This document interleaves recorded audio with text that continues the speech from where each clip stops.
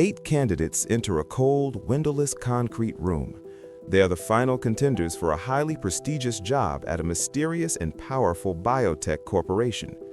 The world outside is ravaged by a pandemic, and securing this position means not just a salary, but survival. They sit at individual desks. In front of them is a pencil and a sheet of paper labeled "Candidate." An invigilator enters and explains the strict rules of the exam. The rules are simple but absolute. 1. Do not speak to the invigilator or the armed guard at the door. 2. Do not spoil your paper intentionally or accidentally. 3. Do not choose to leave the room.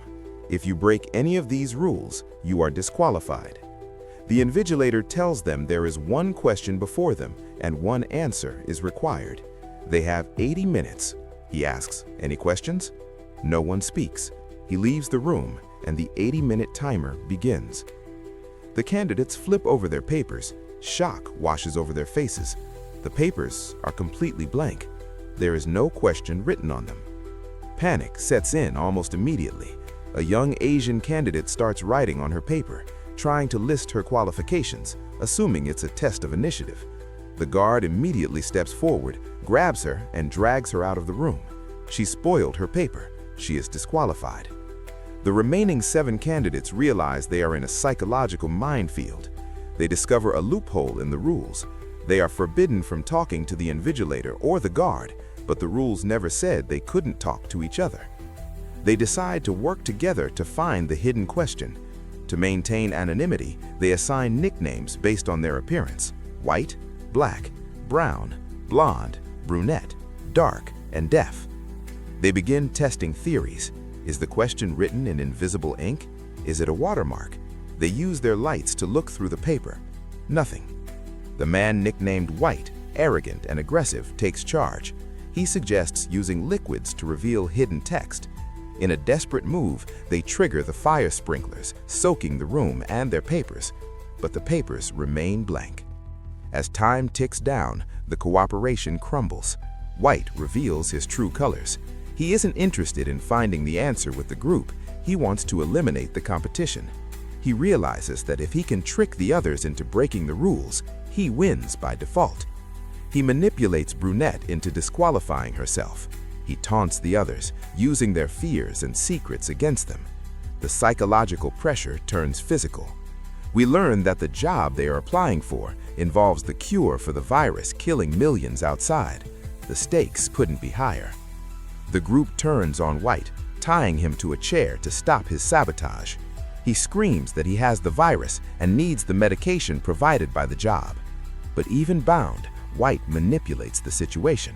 He suggests the answer is inside them, literally, hinting at a biological marker.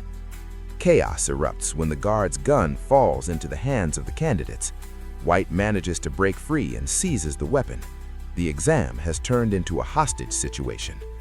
White forces Black to leave the room at gunpoint, disqualifying him. He bullies Brown into spoiling his paper. It comes down to White and Blonde. The timer is running out.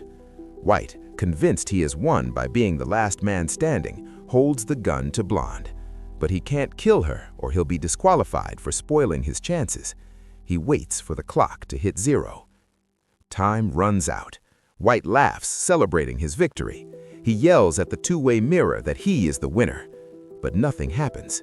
The guard steps forward and escorts White out. White is confused. He screams, "I won!" But he didn't. He broke the most important rule. One answer is required. He never gave an answer. Blonde is left alone in the room. She looks at the blank paper. She looks at the invigilator's glasses left on the desk. She remembers the very beginning of the exam. The invigilator had said, "One question, one answer." Then, right before starting the clock, he asked, "Any questions?" The candidates had remained silent. They thought it was a formality, but that was the test. The question was, "Any questions?" The invigilator enters the room. Blonde looks at him and speaks the only correct answer. "No." She passes. She didn't win by being the smartest or the most ruthless. She won because she was the only one who truly listened.